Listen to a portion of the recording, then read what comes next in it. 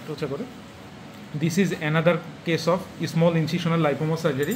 আপনারা দেখেন আমাদের এখানে কোনো রক্তক্ষরণ নাই, এবং মোটামুটি আমরা যদি দেখি টিউমারের সাইজ, হ্যাঁ খুব কাছ থেকে দেখেন যে টিউমারের সাইজ অনুপাতে আমাদের কাটাটা কত ছোট পরিমাণে। আমাদের সম্মানিত পেশেন্ট একটু বলেন, হ্যাঁ, যে আপনার কতটুকু করে ছিদ্র বলেন তো? এটা নিয়ার অ্যাবাউট 1 to 2 মিলিমিটার না, মানে অনেক ছোট ছিদ্র, অনেক ছোট ছিদ্র, এবং লাইপোমাগুলো খুব সুন্দরভাবে সার্জারি করা হয় এবং খুব ছোট ছিদ্র দিয়ে আপনার লাইপোমাগুলো বের করা হয়। যদি আপনারা এই লাইপোমাগুলো অপারেশন করেন তাহলে ডাক্তার খালেদ হাসান মিলু স্যারের কাছে চলে আসবেন, সে খুব সুন্দরভাবে অপারেশন করে। এবং থ্যাংক ইউ।